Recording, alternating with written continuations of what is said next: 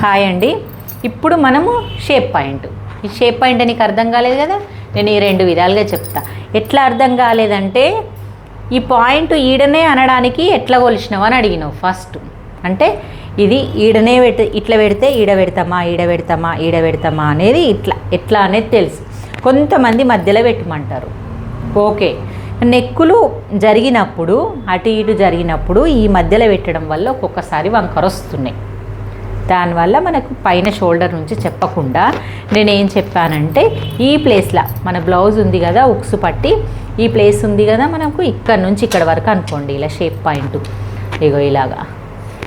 అంటే ఈ ఉక్సు నుంచి డాట్ వరకు ఈ ప్లేస్ ఇది ఎంత ఉందో చూసుకోవాలి మనం. ఎగ్జాక్ట్గా 4 ఉంటుంది. ఇంకా మనం కుట్టిన ప్లేస్ కూడా కలుపుకోవచ్చు, లేకపోతే పావించి అటు ఇటు. ఈ 4 ఇంచులు ఇక్కడ, అంటే ఇది కూడా ఉక్సు పట్టే కదా, కన్ఫ్యూజ్ అవుతారు మళ్ళీ ఇది పెట్టేటప్పుడు. ఉక్సు పట్టే కదా, ఉక్సు పట్టి నుంచి ఇట్లా 4 పెట్టుకోవాలి. ఏడ పెట్టుకోవాలంటే ఏడనన్న పెట్టుకో, అది పొడుగు లైన్ వేసుకో. ఏడనన్న పెట్టుకో, అది పొడుగు లైన్ వేసుకో. మనకు అడ్డం లైన్ కావాలి కదా, ఒక ప్లస్లో ఒక లైన్ వచ్చింది కదా. ఇప్పుడు మళ్ళీ నువ్వేం చేయాలి, ఈడ లైన్ వచ్చింది సరే, మరి ఈ నుంచి ఇది ఇందాకనా తెలవాలంటే ఇప్పుడు ఇక్కడ నుంచి చూడాలి. షోల్డర్ నుంచి ఫీట్ దాకా ఈ షోల్డర్ నుంచి పట్టుకోవాలి. కుట్లను పట్టుకుంటే కుట్లతో కలిపి పట్టుకోవాలి, కుట్లు పట్టద్దంటే కుట్లు పట్టద్దు. చూడండి 10:30 11 మధ్యలో మొత్తం కింది దాకా పెట్టేద్దాం. ఇట్లనే 14 ఇంచులు ఉంది మొత్తం.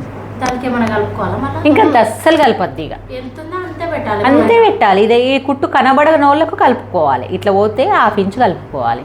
పైన మనం 1/2 ఇంచు కడగలేకపోతే 1/2 ఇంచు కలుపుకోవాలి. ఇంకే ఇది మంచిగా కనబడుతుంది కదా, మనకు అవసరమే లేదు. ఇంకా ఏం కలుపుకోవద్దు. ఇక 14 కలపొద్దు, అస్సలు కలపొద్దు. చూడు కరెక్ట్ వస్తుంది, ఎంత ఉందో అంతే పెట్టాలి. ఆ పెట్టిన మార్కుకి నీకు ఈ మార్క్ కరెక్టే తెలుస్తుంది. ఇప్పుడు ఈ నుంచి ఇందాక నేను 10:30 అన్నావు కదా, నీవు 10:30 కడ మార్క్ వేసుకొని మిగతా డాట్ పెట్టినా కదా. ఈ పెట్టిన తర్వాత దీనికోసము నువ్వు ఈ పాయింట్లు ఎట్లా కలపాలంటే, ఈ ఉక్స్ పట్టి వచ్చిన పాయింట్ 1 ఇంచు పెంచుకోవాలని చెప్పాను కదా.